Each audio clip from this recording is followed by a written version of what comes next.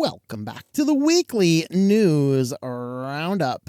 This is privacy, and we have security, and we have AI, and we have business, and we have silly news. Lots of good stuff here today.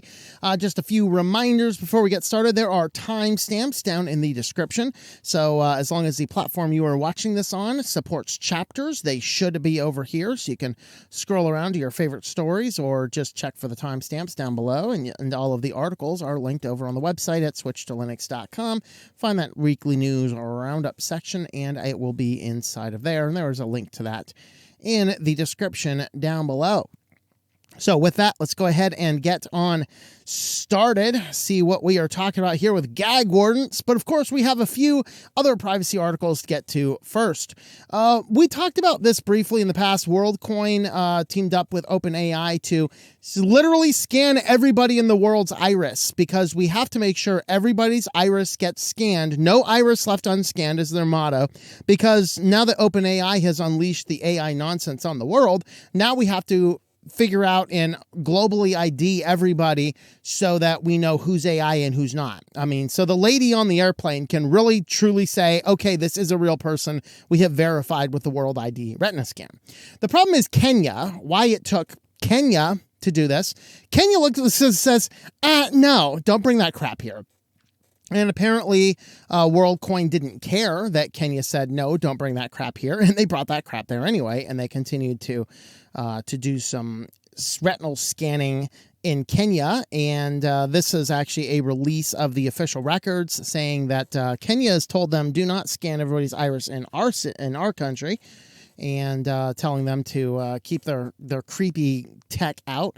Mostly they cited the fact that, yeah, these two young people, and these guys are young, okay? These are very young people. Two very young people who are global company startups want to produce a centralized database of everybody's biometrics. What could possibly go wrong? So Kenyan government apparently is saying maybe I should move to Kenya. They're at least paying attention to some critical issues. So the applicant is aware that despite the suspension and directive to cease the processing of personal data, the respondents continued the process and said to personal data, it took public directive by the Cabinet Ministry and of the Interior and coordination to halt the operations. Of course, why didn't they stop? Well, because Big Slosh has his back, you know. Over there at the WEF there, they're all about this kind of stuff, and so if they get in any trouble, they'll get bailed out. They got some guys on their side that'll take this up, that really want to have this centralized database. So that's just a brief little update. I was going to talk a little bit about the Kenya order to not scan everybody's eyes last week, but we just had way too many articles last week. But the update worth mentioning. Moving on, this just makes me like, why, God, why? We always talk about the AirTags and the problem with all these GPS tracker, Bluetooth, low-energy Bluetooth trackers. And now people are so afraid of losing their children that they're actually attaching AirTags to their children. You know, it's still technically stalking. I mean, we're not talking like, you know, I don't think we're talking 16-year-olds. That would be a little creepier, but this is like toddlers, you know. Back in the day, you know, I was one of those ones scarred for life, you know. My mother puts a leash on us, you know. Get away, no, come back. I'm going to walk my kid, you know. No, that was good parenting back in the day. You know, and she didn't do that a lot. I think only once or twice visiting big cities like Chicago and stuff like that. Makes perfect sense. Completely on board with that. Just make sure you're not losing your kid while they're doing the digital tracking here. A new type of, quote, freedom or tracking children with AirTags with Heather Kelly.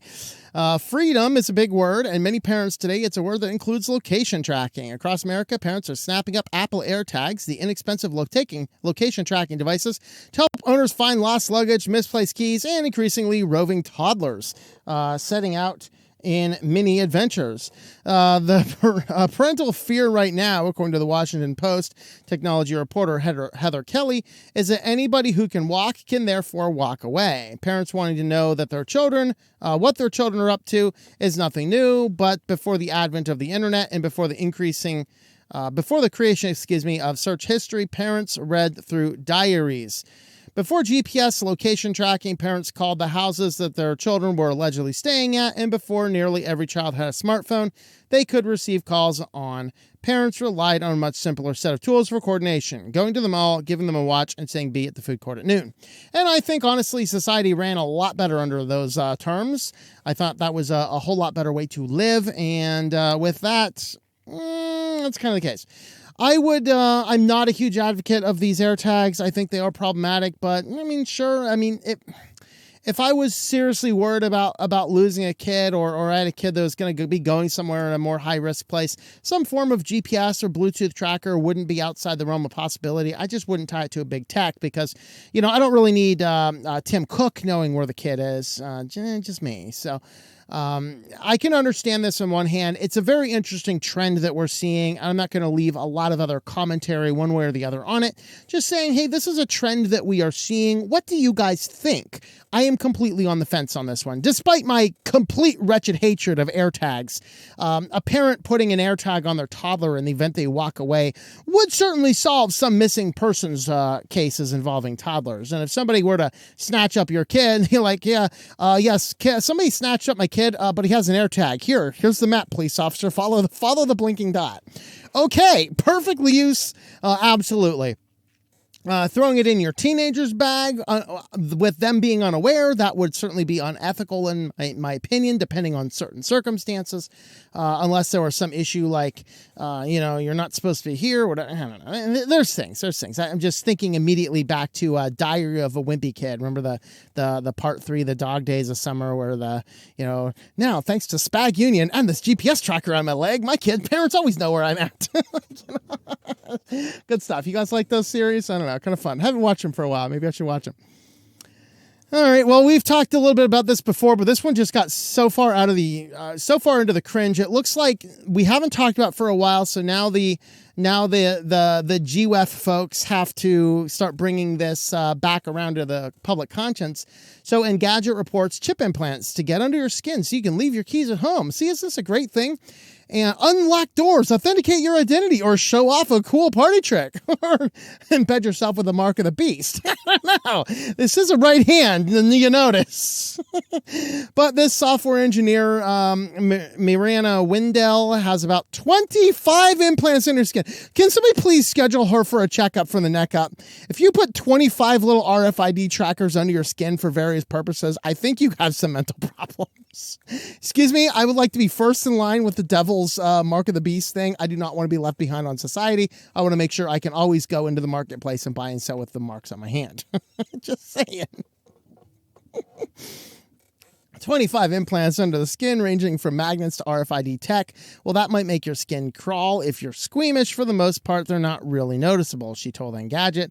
At DEF CON security conference on Thursday, Wendell talked about how she became interested in the implants and her experience began programming them for personal use, like scanning into her former office building. RFID tech powers a scannable technology like subway cards or tap to pay. Relatively simple tech, was first patented in 1970, and body modifications date back a millennia and millennia into the future. Millennial reign, I'm thinking.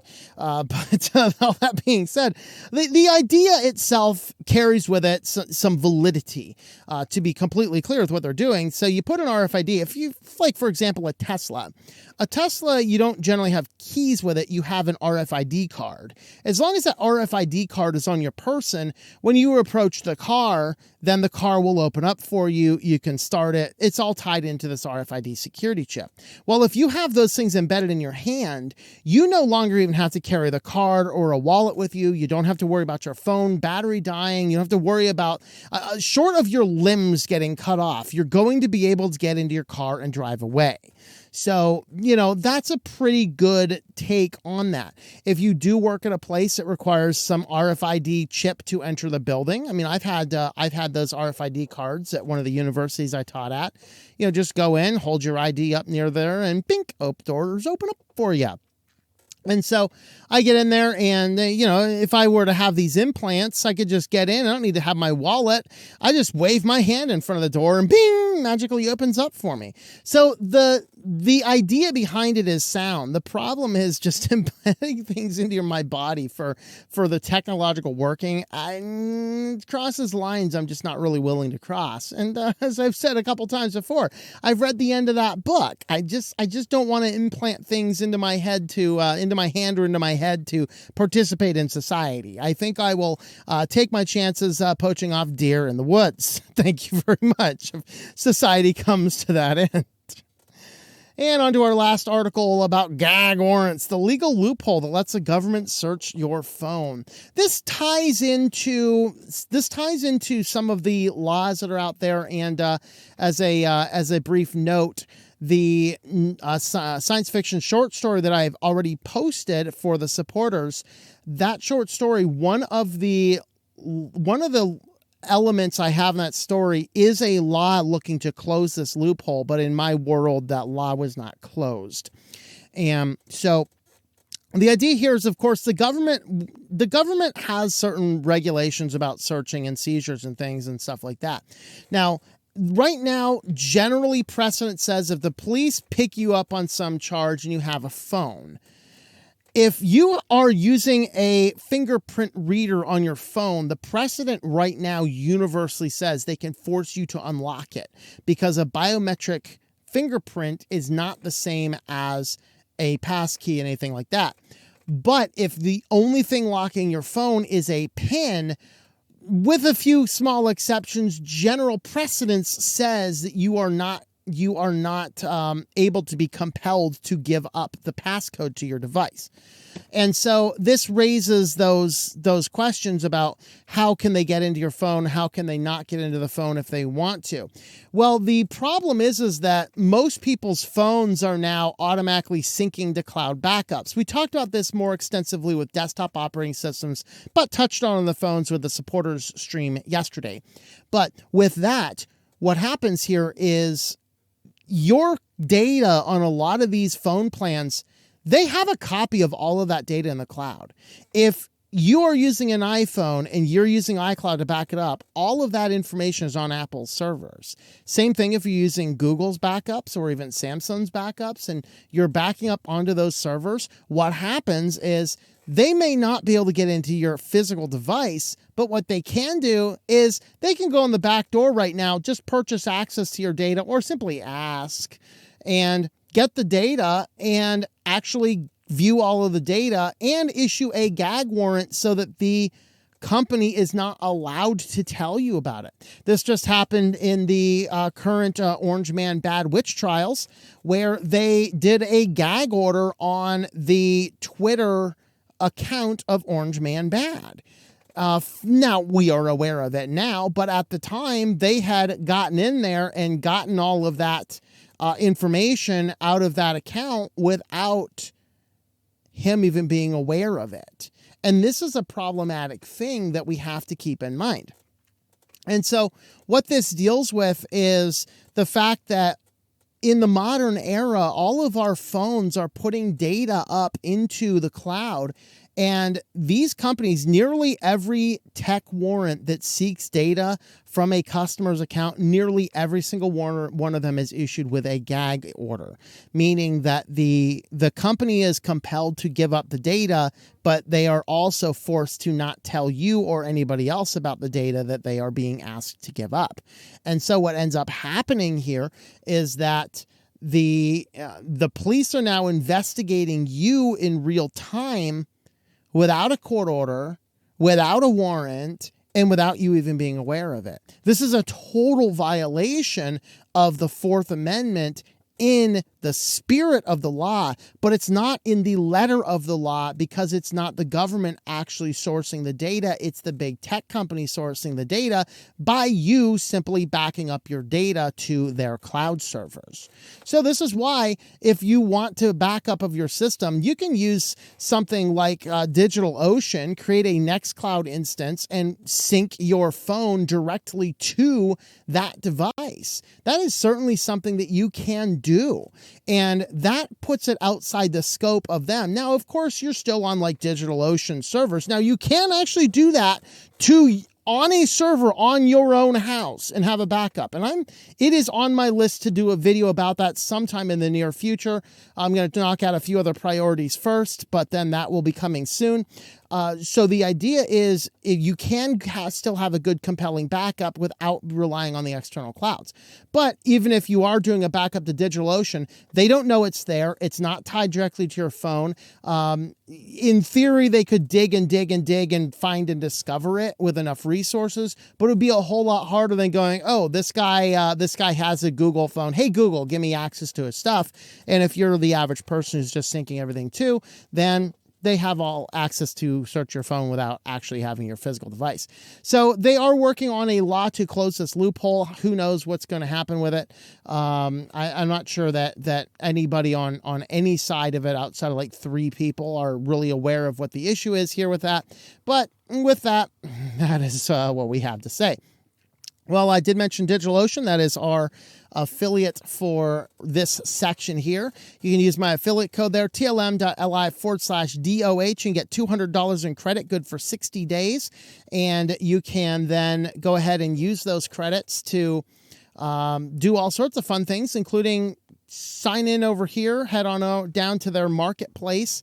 Once you're inside your system, you can go into the marketplace, and then what you can do is you can just click one-click install of a Nextcloud instance. You can sync that to your particular phone and store all of your data in an encrypted Nextcloud instance instead of your phone data. tlm.li/DOH for DigitalOcean hosting. And with that, let's head on over to security news. Just a couple articles over here in security. First, millions of Americans' health data is stolen after MoveIt hackers targeted IBM. Yeah, you're like, oh yes, IBM. That's the company I have getting my health data. Oh no, I'm not getting my health data from IBM. Well, you know, IBM's just a big company. They're contracted by lots of hospitals to store information. And so they're storing lots and lots and lots of health information on lots and lots and lots of people. A hacker got in there and stole a bunch of stuff. This is directly tied, I think, just to Colorado Department of Health Care Policy and Financing. Responsible for administering Colorado's Medicaid program confirmed on Friday it fallen victim to the MoveIt mass hacks, exposing data of more than 4 million patients. So if you are in Colorado relying on the Medicaid, that's probably, you're probably at risk of this. In the data breach notification to those affected, Colorado's program said that the data was compromised because IBM, one of the state's vendors, uses MoveIt application to move the data in its normal course of business. So this isn't the Colorado that screwed up. This is actually the high advanced computer software company that apparently was hacked through a vulnerability. Letter states that while no HCFPF or Colorado state government systems were affected by the issue, certain files on the MoveIt application used by IBM were accessed by the unauthorized actor. These files include patients' full names, dates of birth, home addresses, social security numbers, Medicare, Medicaid ID numbers, income information, clinical and medical data, including lab results and medication and health insurance information. Oh, great. Everything that you need to do to steal somebody's medical identity. And this is exactly why we need to pass laws to completely ban the use of, the forced use, we should say, of digital medical records. I don't go and visit doctors for this one reason. You know what? No. I'm not interested in my data being on some server and then Google has access to it and whatever else. No, not interested. Not in the slightest. And so we really have to have a giant push to say, hey, we need to get all of these medical systems. We cannot be having this type of data on these servers because there's too much data. It's too easy of a hacking target, and frankly, nobody's securing it nearly as much as they probably should. And so that really is what's going on there. And so next up, Ford has a vulnerability in the Wi-Fi system. They say, oh, it's still perfectly safe to drive the car. You know, despite somebody could actually hack into your infotainment system, they can't actually get into there and mess with your steering and braking and things like that. They probably can, but this is what they say. What they allege is that the infotainment system is completely firewalled away from all of the core systems like acceleration and braking and stuff like that. I don't know if I completely believe them or not on that, but that's at least what they're saying. So Ford learned from a supplier that a security researcher discovered a vulnerability in the Wi-Fi software driver supplies with Sync 3 infotainment system available on some Ford and Lincoln vehicles. Company said it started an investigation and subsequently decided the vulnerability does not affect vehicle driving safety. Ford's Sync 3 system exists in Ford models from 2015 and onward. Other recent vehicles have the newest version. Most Ford vehicles have Sync 3. If you have a Ford owner account, you can go into the vehicle dashboard and see what version of Sync your car has. And Lincoln drivers can check at the Lincoln support site. You'll have to enter your VIN number. That's exciting. Sync 3 vulnerability is a vulnerability in the TI-Y-Link LW18XXMCP driver. An attacker within range of a potentially vulnerable device can gain ability to overwrite memory of the host processor or execute MCP driver. Exploiting this vulnerability involves a malicious actor crafting a specific frame to trigger a buffer overflow, potentially leading to remote code execution. So there you have it. Your Ford vehicles, because they're just roaming around broadcasting a Wi-Fi signal, can now be hacked by some moron sitting at the side of the interstate going, watch this. Well, a new phishing campaign now deploys QR codes. So just an FYI, if you have an unsolicited email saying, hey, scan your QR code here and then log into the Microsoft account, don't do it. So they're sending you these QR codes. The QR codes are going to prompt a Microsoft, what looks like a Microsoft authentication. This is just a phishing scam to steal your Microsoft logins. So you don't want to do that. Starting May 2023, researchers from Codefense discovered a large-scale phishing campaign using QR codes and attacks aimed at stealing Microsoft credentials. You really have to be some kind of, I don't know. Is it rough to say you have to be some kind of moron to fall for this one? Like, I get a random email. Hey, click this code on my phone. Okay. Click the code on my phone. Oh, log in. Okay. We live in a world of tech ignoramuses. Of course, we are in the most tech-savvy age of all time. Actually, I'm pretty sure the Stone Age was slightly more tech-savvy than we are these days. So if you get unsolicited QR codes that look kind of like these guys here, don't use them. They're malware. And they said they're using these because since they're no longer putting in phishing sites, then this gets past all of your malware scanners. So, okay. All right. Huge scam targeting kids with Roblox and Fortnite offers has been hiding in plain sight. Thousands of websites belonging to the U.S. government agencies, leading universities, and professional organizations have been hijacked over the last half a decade and used to push scammy offers and promotions. Many of those scams are aimed at children, attempting to trick them into downloading apps, malware, or submitting personal details in exchange for non-existent rewards in Fortnite and Roblox. So if you have kids that play Fortnite or Roblox, warn them about any of this. It is best if they do not know their password, by the way. It is way best that anytime they want to log in, they have to come over to you and they have to have you log in. I know that's radically inconvenient. I mean, you might actually have to monitor what your kid's doing on the internet. Isn't that great? But that would actually solve the problem here, because what's happening is they're landing on these malicious sites.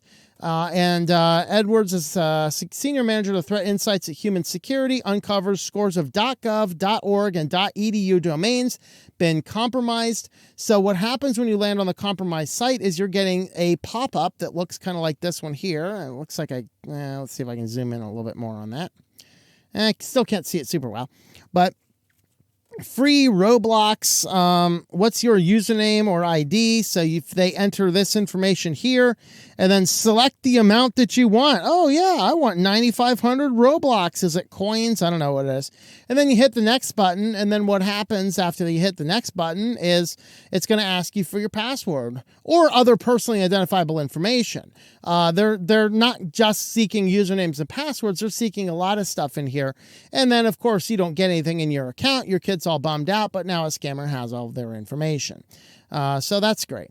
So documents, which Edward calls poison PDFs, are designed to show up in search engines and promote free Fortnite skins. So they're doing SEO campaigns. The search engine is pushing out. And I mean, oftentimes I've clicked on a link for a PDF, not knowing it's a PDF.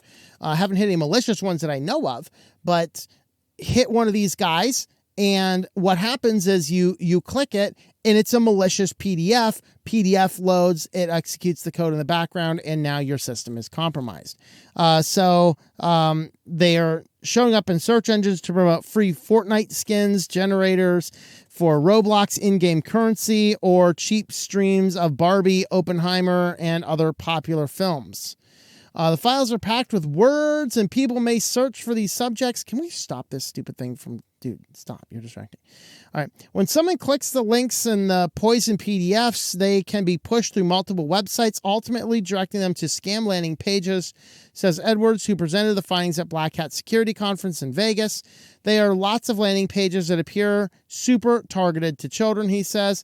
If you click on the link in the PDF advertising free coins for an online game, you're directed to a website where it asks for your in-game username and operating system before asking how many coins you like. And it says, last step, this locker page claims free coins will be unlocked if you sign up for another service, enter personal details, or download an app. He said he's tried it hundreds of times, never has received the award, just a bunch of malware. Can't figure it out.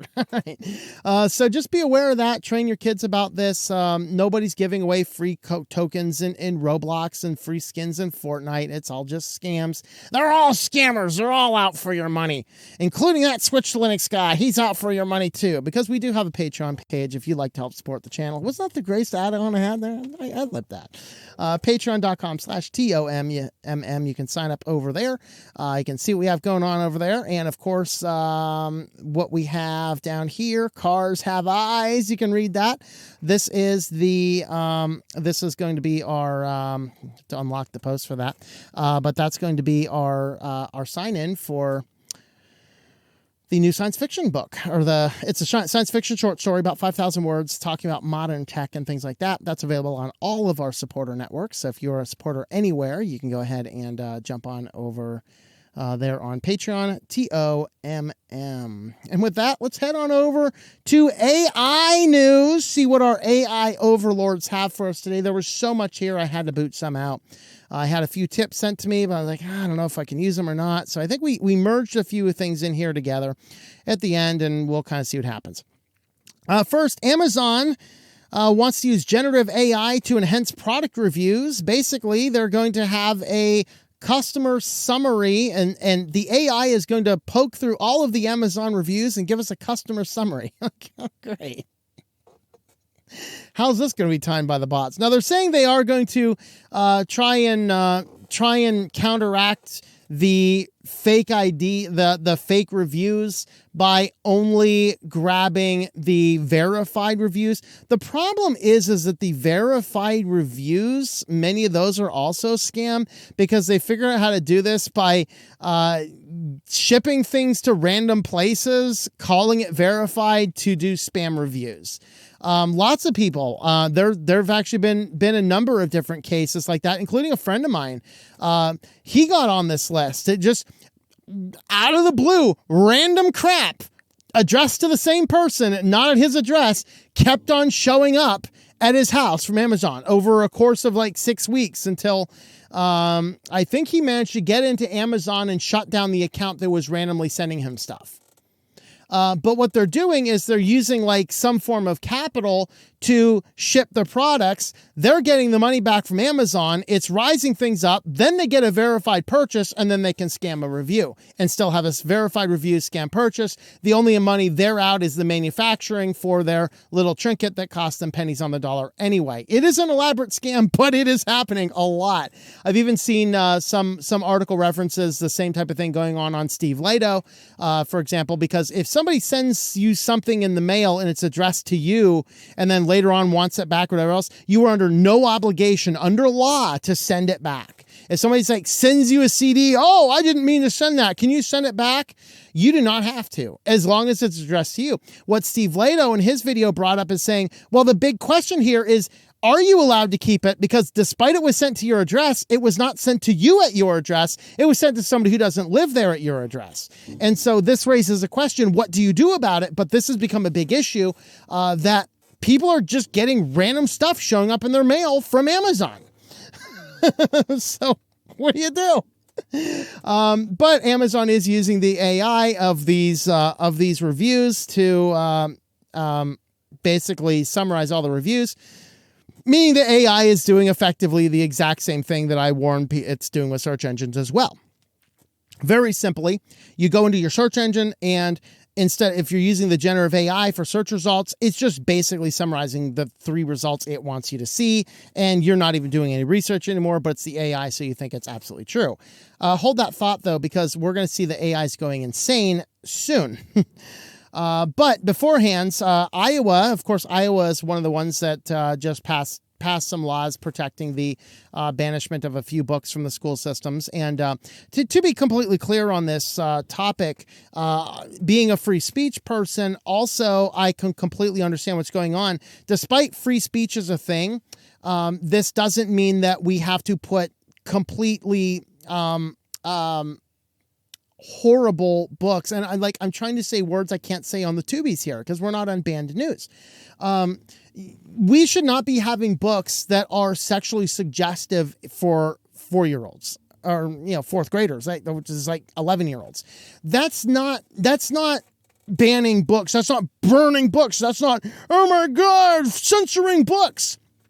That's reasonable adults saying, okay, it's not appropriate for BJs and 11-year-olds finding those in their school library. That is really the point. But the fact is there are activists on that side of the coin that are trying to push BJs on the 11-year-olds at school systems. So Iowa has said, well, there's so many books we need to evaluate. Let's use ChatGPT. This is not going to go wrong. So what their idea here is to feed ChatGPT in and basically saying, in my opinion, they're going about it the wrong way. What they're doing first is they're starting with a list of books that are the popular quote unquote ban list books. The ones with the adults and the kids sharing BJs in the fields. They're saying, okay, we're going to feed all these in and then ask ChatGPT to find all of those particular acts. And then if they find those particular acts, they're booting the books out. That's the wrong way. It's putting too much reliance on the AI. What they should be doing is, hey, this is a book we hear is suggestible. AI, can you find something of 4 or 5 different topics? If it does, then you actually pull that book out and have a human review over the book. What I read in this article is they're doing like a shortlist review and then AI is making that final decision. That should never happen. What they should be doing is having the AI make an initial decision to make the work easier for the people doing the final decision. That's the step that they're missing. And I completely support this because we don't need BJs and 11-year-olds in the same library.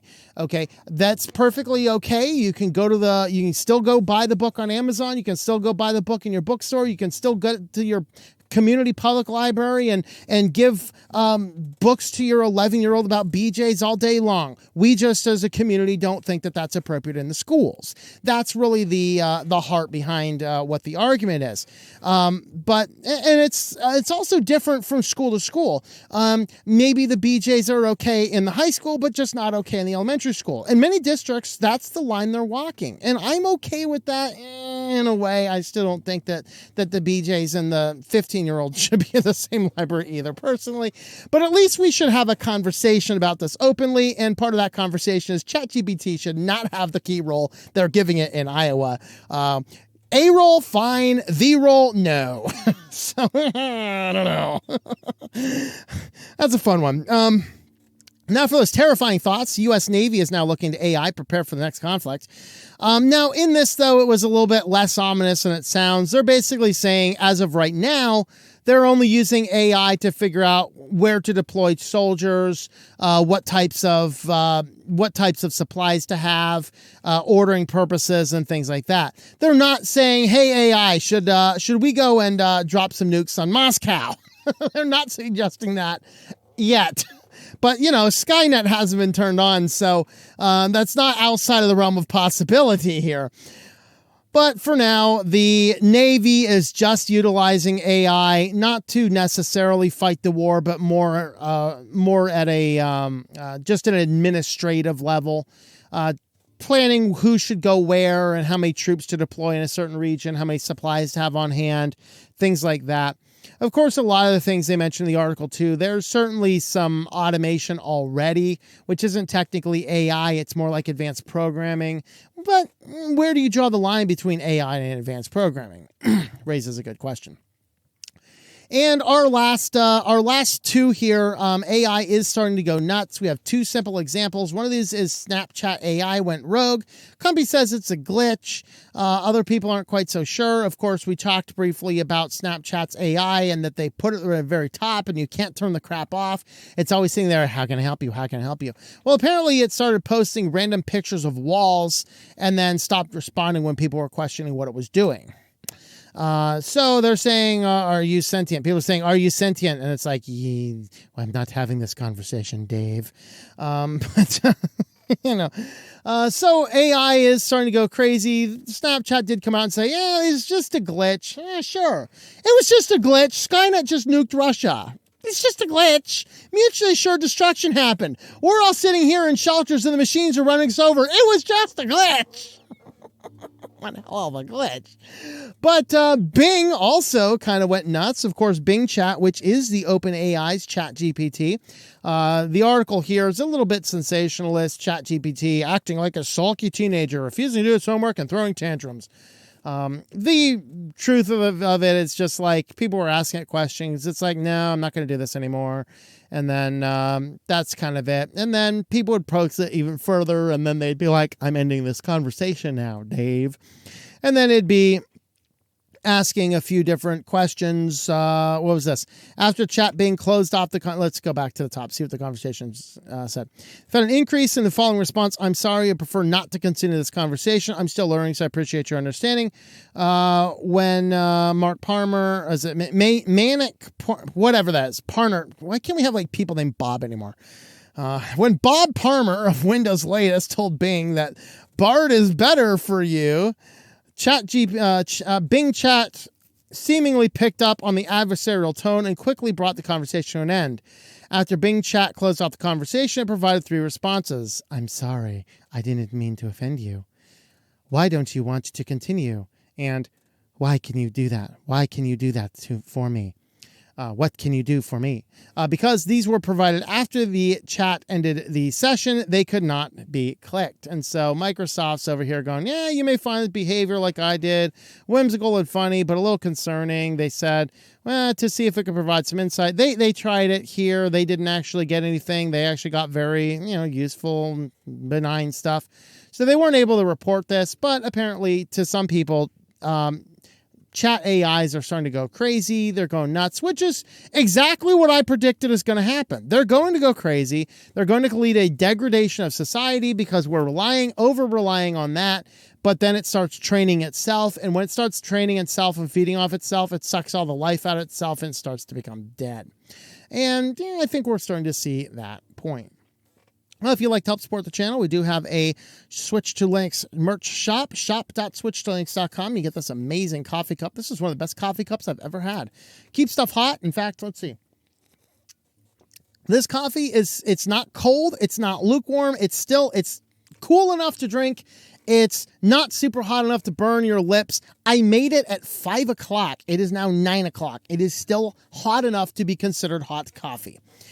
I love this coffee cup, and this is the one with the alien and the tinfoil hat time hat. We also have we have shirts, we have hoodies, we even have Switch to Linux mouse pads over here, and we have some with the alien on it as well. So you can head on over there, shop.switchtolinux.com, look for the things you want. There's like a merch bag. This is the other coffee cup I had.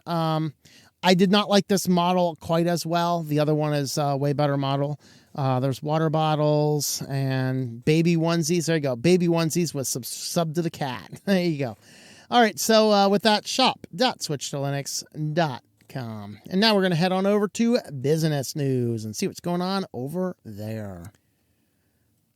First up in business news, Consumer Financial Protection Bureau is coming to a data broker near you. This is kind of close to something I've been calling for a while, which means it probably has zero chance of ever passing and certainly goes way narrower in scope than I would like. Of course, the full write-up is on Bloomberg Law, which is behind a paywall, so this is all the information I specifically have. Consumer Financial Protection Bureau on Tuesday said it intends to propose a rule that would apply the Fair Credit Reporting Act to data brokers and other companies that collect, resell, aggregate, and license consumers' personal information and financial data, often without their knowledge. So this could mean a couple different things. The Fair Credit Reporting Act has the benefit that it gives you access to see what they have about you and allows you to respond and correct any errors. The problem is, like the credit report, does this mean you're going to be able to approach a data broker and say, what information do you have? Or is this just related to inaccurate information? So we'll see. Quote, reports about monetization of sensitive information, everything from financial details of members of the U.S. military to lists of specific people experiencing dementia, like Joe Biden, are particularly worrisome when data is powering, quote, artificial intelligence, end quote, and other automated decision-making about our lives, and full quote. CFPB Director Rohit Chopra Bob Smith said in a statement, Evan Weinberg of Bloomberg Law reported that the coming proposal would seek to ban the sale of consumer data, including so-called credit header data, like a person's name, address, or social security number, for the purpose of targeted advertisements. Again, doesn't go too far. I want to see that banned entirely. I want to see that entire data broker industry completely die up. All right? Give them all UBI for 6 months while they figure out something else to do with their life. Just banish the whole industry. That way, System 1 can't continue to buy stuff. And Microsoft, by the way, can't continue to buy information about you to augment what they already do know about you. Agencies taking aim at the use of such data to train artificial intelligence. That will include tools to make automated decisions about consumers, such as whether to advance an application and development of generative AI chatbots that can respond to consumer questions. So this is a good step. Probably is not going to be nearly as useful as it should be, but hey, at least it'll be something, right? And of course, this made the rounds in the news. Louis Rossmann, several news, a few different people sent this to me on the Matrix server. Requiring ink to scan a document, yet another insult from the printing industry. So this is obviously another HP, although Canon is also impacted by this. And this deals with a class action lawsuit, and the people like HP try to get thrown out on the basis that the HP employee responding to the customer complaint on the forum was not actually acting on HP's response. Judge says, what are you, insane? And allowed the case to go on. This boils down to if you had one of several all-in-one machines, they could do faxing, they can do scanning, they can do printing, they can do copying. Obviously, if I need to copy or print something and there's no ink in the thing, obviously it's not going to print. Now, I would like the thing to continue to print anyway, and if I have lines on my paper, guess what? Oh, I guess it's time to replace the ink cartridge. And just keep going as long as there's something in there, or whether or not there is or not. The problem is somebody needed to get a document scanned. It was highly important, and the printer did not have any ink in it, and the printer's like, oh, you want to scan a document? Sorry, you need to change the black ink cartridge first. And so this launched a class action lawsuit against HP. And it turns out there's actually a number of HP models and even some Canon models. So several HP desk jets, Envies, and Office Jet Pros and desk jets. Canon also has several in the Maxify and the Pixma brand, and there's any and all predecessor models, I say. So Canon and HP both have all-in-one models that if you simply try and scan without an ink cartridge, it will not let you scan, even though ink is not fundamental to the process of scanning. Seeking class action stuff, which means if they win, everybody's going to get like $2 or something, and HP will be like, I'm sorry. And then they'll go on back to business as usual because it makes them a lot of money. So there you have it. CEO regrets her firm took on Facebook moderation work after her staff was completely traumatized. So this is yet another one of these ones. So this is the lawsuit was filed in a Kenyan court seeking damages. The employee is suing both Meta and the company she worked for. Meta says, no, we want to be excluded from this because we're not a party to this. They were, she was an employee of that company. And apparently the problem is that that company in Facebook's contract to the companies, the moderation teams, they actually had a clause in their contract that said you have to make 24-hour counseling available. Like, okay, that your platform is so toxic that your moderators have to have 24-hour counseling available. The ethical thing might be to shut your platform down. But that being said, they didn't, and the employees suing both of them. Facebook saying, well, first, we don't do business in your third world whole of Kenya because you guys won't allow us to scan eyeballs. But outside of that, we don't do business there, so we're not a party to there.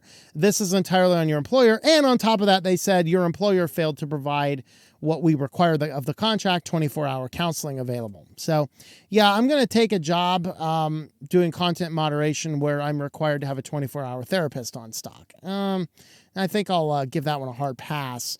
But that's the case. But the employee, the CEO of the company that Facebook had hired to do these things says, yeah, that was a horrible contract because like all of my employees now have PTSD. They're all like sitting in the corner.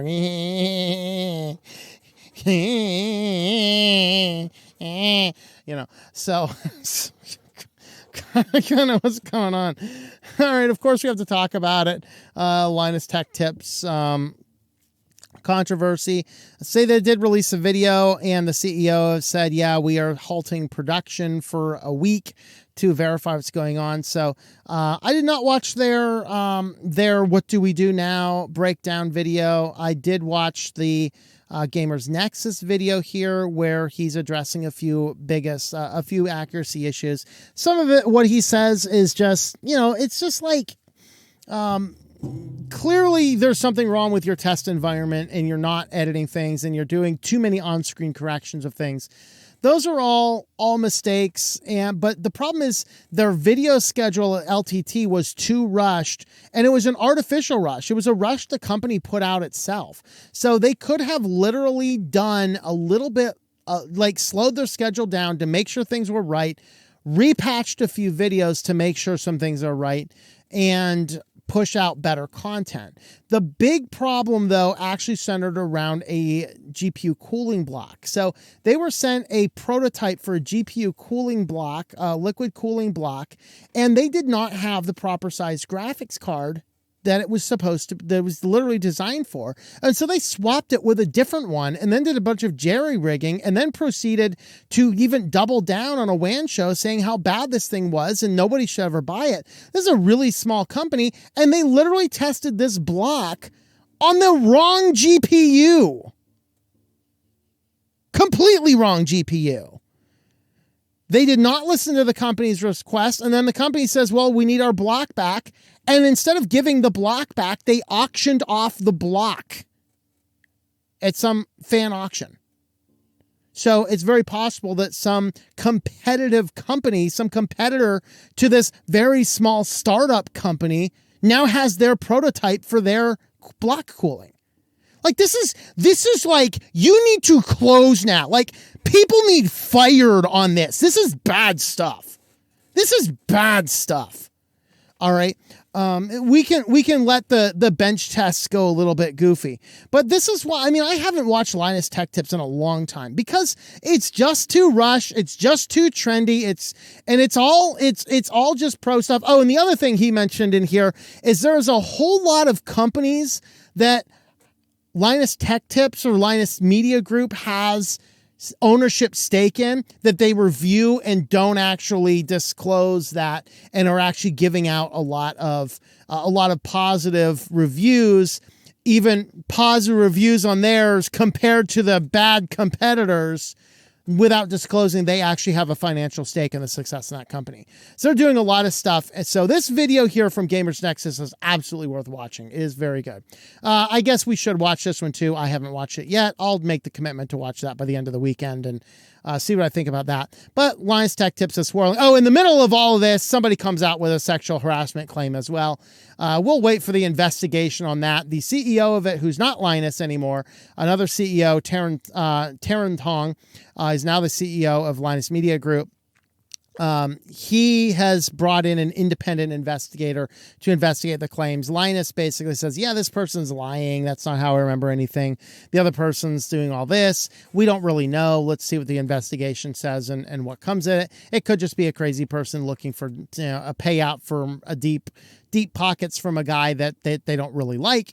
And my sympathy to LTT if that happens to be the case for there. The things about the power block and the errors, that is objective stuff that we already have the receipts for. So we'll wait for the receipts on everything else. So that's what's up with Linus Media Group and Linus Tech Tips and why they're on hiatus for the week. They should be back soon. Well, if you want to help support this channel, we have a locals page, SwitchedToLinux.locals.com. You can sign up over there, and over there on locals, you can read the new science fiction short story related to modern tech and modern legal stuff going on in our current world. But you can go ahead and have a look at all of that stuff right there. And now your favorite place and mine, let's all head on together over to SillyVille. Well, a driverless car gets stuck in wet concrete in San Francisco. So some drivers or some construction guys are there working. They're doing some stuff. They got their wet concrete. They're just doing their job. And here comes this self-driving car, not recognizing this is wet concrete. And now we have a car stuck and sunk inside of wet concrete. And so, yeah, this is kind of one of the big problems and challenges that we have with these self-driving cars is they do not spot the stuff that's obvious to human beings as we look around. You know, they're like, oh, is there a thing in the road? Well, as long as it's not a child, we'll stop. If it's a child, we'll just plow right through it because, you know, that's what happens. But it can't spot things like construction zones. It apparently does a bad job if there's actually an emergency response. The cars just seem to stop in the middle of the way. I mean, at that point in time, it's like, all right, if there's anybody in there, get out. Our fire engines are going to plow this stupid thing over. Let's get it out of here. All the firemen pick the thing up, roll it over, and push it off the side of the road. That'd be great. I want to see that happen. Well, you damaged our car, fireman. No, your car damaged everything else. So this is a problem, but you have it. Well, Microsoft AI is now putting together your tours. So if you're going on up to Kansas, you cannot miss this top destination tourist spot. It's the food bank. So they are directing you to the can't miss tourist spot up there in Canada. AI penned Microsoft travel article recommends the food bank as a must-see destination. I guess you can see what the degeneracy in Canada is doing to its population. That's a neat thing. I mean, observe firsthand the things our government's trying to do, already implemented in our friends in the Great White North. I mean, come on. Anna Rita, if you're still on, can you please let us know how amazing is this food bank in Canada? Let's see if it's close to your cities or not. I don't know. Oh, this is in Ottawa. I don't think that's where you're at. But last week, MSN's Microsoft travel section posted an AI-generated article about the cannot miss attractions in Ottawa that includes the Ottawa Food Bank, a real charitable organization that feeds struggling families. Its recommendation text AI model wrote, consider going into it on an empty stomach. I'm a rich tourist from the States. Can you give me some food now? Hell. Kind of reminds me, I used to work in a soup kitchen here in State College, and it became so overcrowded with rich college students that the homeless people didn't feel comfortable. I quit working at that soup kitchen. I'm like, you know what, I did not come here and volunteer my time to serve the rich college students when we have a big homeless population in town. Sorry. Not my motivation. Y'all can go buy lunch somewhere, all right? Okay, this one here, I gotta say, Matt Walsh started talking about this. I actually turned the video off. I'm sick of hearing Matt Walsh rant about aliens are real and all this nonsense. I'm sorry. You're losing me. This one came out. Okay, so apparently aliens were attacking a small Peruvian village and ripping their faces off and things like this. Like, what the hell's going on? So when this popped up, well, no, please say it's not flying aliens ripping off pieces. It's indigenous illegal gold miners using jetpacks doing it instead, and then trying to fly off with like 15-year-old girls or something. So, I mean, this is just getting nuts, but it involves jetpacks, gold miners, and possibly space aliens, so we had to include it. What's going on here? Normally, I would dismiss alien stories as distractions, but this alien drama currently happening in Peru caught my attention. The indigenous Akutu tribe claimed they had been beset by aliens attacking their village. Quote, these gentlemen... always what to say about people who are ripping your face off flying by. These gentlemen are extraterrestrials. They look armored like the Green Goblin of Spider-Man. So how did Peruvian villagers know about the Green Goblin and Spider-Man? I got questions. Lots of questions. Okay. I've shot him twice and does not fall, but rises and disappears. We are frightened by what is happening in the community, said Jaro Raj Ali, the leader of the town. And that link there is a Peruvian article, so I can't read it. Their color is silver. Their shoes are round in shape, and with that they rise, and they are floating at a height of 1 meter and have a red light on their heels. His head is long, his mask is long, and his eyes are half yellowish.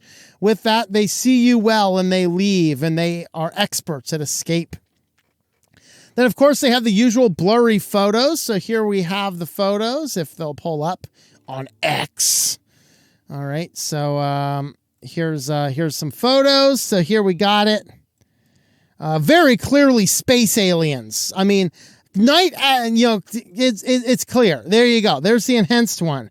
Absolutely, clearly, it's a face-peeling space alien attacking a Peruvian village. So that's what they say. Then the aliens attacked and attempted to kidnap a 15-year-old girl. When the attempt was unsuccessful, they cut her and she's bleeding and treated her wounds to her throat. A little different from the usual blacked out and got probed alien stories.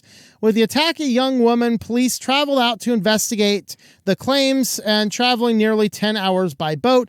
In their interviews in the area, they found Christian Caleb Papaya, a professor who works in the community. Papaya has witnessed the attack and attempted kidnap a 15-year-old girl. He offered a less cosmic explanation. They would be using state-of-the-art technology such as thrusters that allow people to fly. In this case, according to Google, they are also called jetpacks, propelled backpacks. We hypothesize that those gentlemen, of course, slicing 15 girls' throats, are wearing these suits to get to those places. So, this is, here's a picture of what a person would look like carrying these. So, oh yeah, that's what it looks like. So it turns out though that in this area, they're actually doing a lot of tests with these jetpacks to go up and down the mountain terrains. And near this Peruvian village, there's a whole lot of gold. And so gold miners are getting the jetpacks and flying into the area and decided to pillage small villages along the way. And so that really is the less crazy explanation for what is going on. With that, guys, thanks for watching the Weekly News Roundup. Have a look at all the support links and affiliate links down below if you'd like to help support the channel. And with that, thanks for watching, and I hope that you enjoy switching to Linux. Thank you for watching this video from Switched to Linux. This channel would not be possible without the backing of the program supporters scrolling on the screen now. You can be a supporter at Patreon at patreon.com/TOMM or at thinklifemedia.com. I also want to thank the open source community who creates such excellent software that makes producing this show possible. Please remember to support your software communities. Thank you, and I hope that you enjoy switching to Linux.